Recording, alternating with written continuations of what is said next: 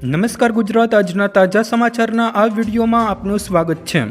આ વિડીયોમાં આજના 15 મહત્વપૂર્ણ સમાચાર મેળવીશું।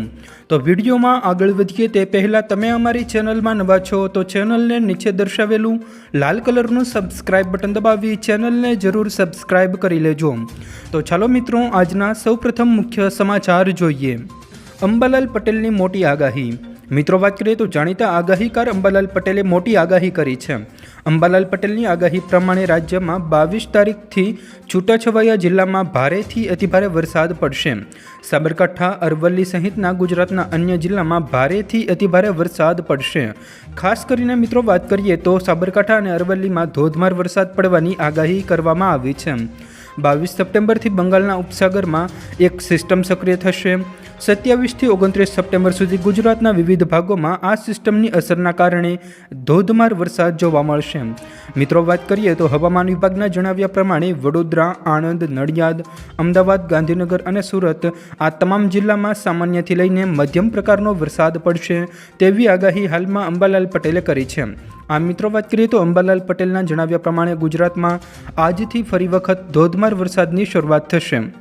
ત્યારબાદના મહત્વના સમાચાર તરફ આગળ વધીએ તો મોદી સરકારે ખેડૂતો માટે નવી યોજનાને મંજૂરી આપી।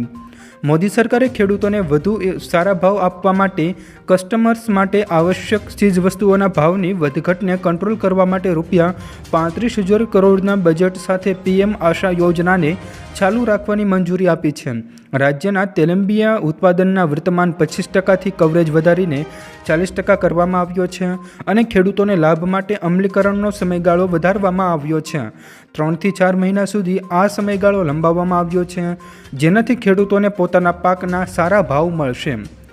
ત્યારબાદના મહત્વના સમાચાર તરફ આગળ વધીએ તો ફરી વખત મોંઘવારીમાં વધારો, ગૃહિણીઓનું બજેટ ખોરવાયું। મિત્રો, વાત કરીએ તો ગુજરાતમાં ફરી એક વખત ખાદ્ય તેલના ભાવમાં વધારો થયો છે। કપાસિયા તેલના ડબ્બાના ભાવમાં ₹60નો વધારો થયો છે।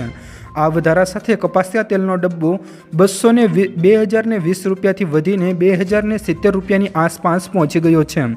પામોલીન તેલના ડબ્બાનો ભાવ ₹1,860થી ₹1,865 થઈ ગયો છે। નોંધનીય છે કે ભારે વરસાદને કારણે તેલંબિયા પાકોને મોટું નુકસાન થયું છે। આ નુકસાનને કારણે તેલના ભાવમાં વધારો જોવા મળી રહ્યો છે। આ મિત્રો, વાત કરીએ તો કપાસિયા તેલના ભાવમાં એક જ દિવસમાં ₹60નો વધારો થતાં મોટી મોંઘવારીનો સામનો કરવો પડશે। ત્યારબાદના મહત્વના સમાચાર તરફ આગળ વધીએ તો સહકારી મંડળીઓ વધુ મજબૂત બનશે। મિત્રો, વાત કરીએ તો યોજના હાલમાં 1 લાખ જિલ્લા સહકારી મંડળીઓ, બહુહેતુક જિલ્લા સહકારી મંડળીઓ અને બહુહેતુક પ્રાથમિક કૃષિ ધિરાણ મંડળીઓની સ્થાપના અને મજબૂતીકરણનો સમાવેશ થાય છે। મિત્રો, વાત કરીએ તો દૂધના માર્ગો દ્વારા જોડવામાં આવશે, જ્યાં જરૂરી ઇન્ફ્રાસ્ટ્રક્ચર પ્રદાન કરવામાં આવશે। શરૂઆતમાં નેશનલ ડેરી ડેવલપમેન્ટ બોર્ડ તેના પોતાના સંસાધનોમાંથી આ પહેલની ધિરાણ કરશે। 1000 એમપેક ₹40,000 પ્રતિ એમપેકના દરે પ્રદાન કરશે। મિત્રો, પ્રસ્તાવિક નેશનલ ડેરી ડેવલપમેન્ટ પ્રોગ્રામ 2.0થી ભાવિ ભંડોળ અપેક્ષિત રહેશે। ત્યારબાદના મહત્વના સમાચાર તરફ આગળ વધીએ તો આઈ ખેડૂત પોર્ટલ પર અરજી કરવાની તારીખ જાહેર કરવામાં આવી। ખેડૂતોને મફતમાં વસ્તુઓ મળશે। મિત્રો, વાત કરીએ તો ખેડૂતો માટે ખેતી ઓજારો, એગ્રો સર્વિસ પ્રોવાઇડર, પાક મૂલ્ય વૃદ્ધિ, farm machinery bank, millet processing unit, તાડપત્રી, પાક સંરક્ષણના સાધનો, પાવર સંચાલિત pump set, solar power unit, water carrying pipeline અને ride on self propelled multipurpose toolbar જેવી વિવિધ સાધનો ઉપર સહાય આપવામાં આવશે તેની જાહેરાત કરવામાં આવી છે। મિત્રો, વાત કરીએ તો આ માટે તમારે આ ખેડૂત પોર્ટલ ઉપર જઈને ઓનલાઈન અરજી કરવાની રહેશે, જેમાં મિત્રો વાત કરીએ તો રાજકોટ, મોરબી, જામનગર, દેવભૂમિ, દ્વારકા, સુરેન્દ્રનગર, કચ્છ, સુરત, તાપી, નવસારી, વલસાડ અને ડાંગ આ તમામ જિલ્લાના ખેડૂતો 21 તારીખથી 27 સપ્ટેમ્બર 2024 સુધી ઓનલાઈન અરજી કરી શકે છે અને ત્યારબાદ સહાય મેળવી શકે છે। જ્યારે બીજા જિલ્લાઓની વાત કરીએ, અમદાવાદ, ખેડા, આણંદ, ગાંધીનગર, જૂનાગઢ, ગીર સોમનાથ, અમરેલી, પોરબંદર, ભાવનગર, બોટાદ આ તમામ જિલ્લા માટે 23થી 29 સપ્ટેમ્બર 2024 સુધી આઈ ખેડૂત પોર્ટલ શરૂ રાખવામાં આવશે। જ્યારે મહેસાણા, પાટણ, બનાસકાંઠા, સાબરકાંઠા, અરવલ્લી, વડોદરા, છોટાઉદેપુર, પંચમહાલ, મહીસાગર, દાહોદ, ભરૂચ અને નર્મદા આ તમામ જિલ્લાના ખેડૂતો માટે તારીખ 24 સપ્ટેમ્બરથી 30 સપ્ટેમ્બર 2024 સુધીનો સમયગાળો રહેશે. આ સમયગાળામાં તેઓ તમામ સહાય મેળવવા માટે ઓનલાઈન અરજી કરી શકે છે. આમ મિત્રો વાત કરીએ તો તમે તારીખ પ્રમાણે તમારા જિલ્લામાં ઓનલાઈન અરજી કરી શકો છો. આઈ ખેડૂત પોર્ટલ ઉપર જઈને તમે ઓનલાઈન અરજી કરી શકો છો અને સહાયતા મેળવી શકો છો. ત્યારબાદના મહત્વના સમાચાર તરફ આગળ વધીએ. નવરાત્રિમાં આધાર કાર્ડ ફરજિયાત બનાવવામાં આવ્યું.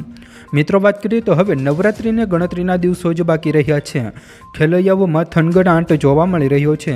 હવે નવરાત્રિમાં થતા વિવાદ અને વિદ્યાર્થીઓની એન્ટ્રી રોકવા વિધર્મીઓની એન્ટ્રી રોકવા માટે નવરાત્રિ આયોજકોએ કડક વલણ અપનાવ્યું છે. મિત્રો એન્ટ્રી ગેટમાં હવે ફરજિયાત આધાર કાર્ડ બતાવ્યા બાદ એન્ટ્રી મળશે. જેમાં શિલજ વિસ્તારમાં મહેન્દ્ર ફાર્મમાં આયોજકો આ નિયમ બતાવ્યો છે. ગેટની બહાર સિક્યુરિટી તૈનાત કરાશે. ગયા વર્ષે બનેલા બનાવોને લઈને આ પગલાં લેવામાં આવ્યા છે. આમ મિત્રો વાત કરીએ તો હવે તમારે નવરાત્રિ દરમિયાન આધાર કાર્ડ ફરજિયાત રીતે બતાવવું પડશે. ત્યારબાદના મહત્વના સમાચાર તરફ આગળ વધીએ તો રાજ્યમાં ડિગ્રી વગરના ડૉક્ટરો મળ્યા. મિત્રો વાત કરીએ તો રાજ્યમાં ડિગ્રી વગરના ડૉક્ટરોનો રાફડો ફાટ્યો છે. આ બોગસ ડૉક્ટરો લોકોનો આરોગ્ય સાથે છેડા કરી રહ્યા હતા. સુરતમાં સવા મહિનામાં 31 જેટલા બોગસ ડૉક્ટરો મળી આવ્યા છે. તો રાજકોટમાં 6 મહિનામાં 4 બોગસ ડૉક્ટરો ઝડપાયા છે. આ ઉપરાંત સુરતમાં એક ડૉક્ટર તો LIC એજન્ટ નીકળ્યો છે. મિત્રો વાત કરીએ તો સુરતમાં એક ડૉક્ટર LIC એજન્ટ તો તે બાદમાં ડૉક્ટર બનીને લોકોને સારવાર આપવા મળ્યો હતો. આ બોગસ ડૉક્ટરે માત્ર 8 થી 10 ધોરણ પણ ભણેલો ન હતો તેવું સામે આવ્યું છે. LIC એજન્ટે તો ડૉક્ટર બની બાળકીનો જીવ લીધો હોય તેવું પણ બન્યું છે. આ મિત્રો વાત કરીએ તો નકલી ટોલનાકું, નકલી પોલીસ, નકલી ધંધાર્થી, નકલી ખાવા પીવાની વસ્તુઓ બાદ હવે નકલી ડૉક્ટરો ઝડપાયા છે. તેનાથી તમારે સાવચેત રહેવું પડશે. ત્યારબાદના મહત્વના સમાચાર તરફ આગળ વધીએ તો ભારતના આ રાજ્યોમાં આજે વરસાદનું એલર્ટ. મિત્રો વાત કરીએ તો દેશના અનેક રાજ્યોમાં ભારે વરસાદને કારણે પૂર જેવી સ્થિતિ પ્રવર્તી રહી છે. ઘણી જગ્યાએ લેન્ડસ્લાઇડ પણ થઈ રહી છે, જેના કારણે અત્યાર સુધીમાં ઘણા લોકોએ જીવ ગુમાવ્યા છે. હવામાન વિભાગે આજે મધ્યપ્રદેશ, છત્તીસગઢ, મહારાષ્ટ્ર, દિલ્હી, NCR, UP, બિહાર, ઉત્તરાખંડ, હિમાચલ પ્રદેશ અને રાજસ્થાનમાં વરસાદનું એલર્ટ આપ્યું છે. આ તરફ ભારે વરસાદથી બિહારમાં કેટલીક જગ્યાએ સ્કૂલ બંધ કરવાનું પણ નિર્ણય આપવામાં આવ્યો છે. ત્યારબાદના મહત્વના સમાચાર તરફ આગળ વધીએ તો CCEમાં શિફ્ટ વાઇઝ માર્ક જાહેર કરવામાં આવ્યા. મિત્રો વાત કરીએ તો CCEમાં શિફ્ટ વાઇઝ માર્ક જાહેર કરવામાં આવ્યા છે. મિત્રો વાત કરીએ તો તેણે લઈને વિદ્યાર્થી નેતા યુવરાજસિંહે X પર લખ્યું કે યાદી પ્રમાણે ગણતરી કરતા અંદાજિત 2 ઉમેદવારોને 105 માર્ક થાય છે તથા અંદાજિત 164 ઉમેદવારોને 100 માર્ક થાય છે. 95,000 થી 99.99 વચ્ચે માર્ક ધરાવતા ઉમેદવારો માત્ર 462 છે. 81 કે તેથી વધુ માર્ક ધરાવતા ઉમેદવારોની સંખ્યા અંદાજિત 784 છે. 75 કે વધુ માર્ક ધરાવતા ઉમેદવારોની સંખ્યા અંદાજિત 14,761 છે. આ મિત્રો વાત કરીએ તો CCEમાં શિફ્ટ વાઇઝ માર્ક જાહેર કરવામાં આવ્યા છે. ત્યારબાદના મહત્વના સમાચાર તરફ આગળ વધીએ તો ગુજરાતમાં બાળકો માટેની પેન્શન યોજનાનો પ્રારંભ થયો. મિત્રો વાત કરીએ તો શહેરના આશ્રમ રોડ ખાતે આવેલી સિલ્વર ક્લાઉડ હોટલ ખાતે NPS વાત્સલ્ય યોજનાનો કેન્દ્રીય નાણામંત્રી નિર્મલા સીતારમણના હસ્તે વર્ચ્યુઅલી ઉદ્ઘાટન કરવામાં આવ્યું હતું. જ્યારે દિલ્હી ખાતે કેન્દ્રીય નાણામંત્રી નિર્મલા સીતારમણની સાથે નાણાં રાજ્ય પ્રધાન પંકજ ચૌધરીએ પણ આ ઇવેન્ટમાં હાજર રહ્યા હતા અને ભાગ લીધો હતો. સચિવ નાણાકીય સેવાઓ અને અધ્યક્ષ PFRDAના પણ અન્ય માનનીય મહેમાનો સાથે હાજર રહ્યા હતા. આ મિત્રો વાત કરીએ તો વાત્સલ્ય યોજનાનો હવે પ્રારંભ કરવામાં આવ્યો છે.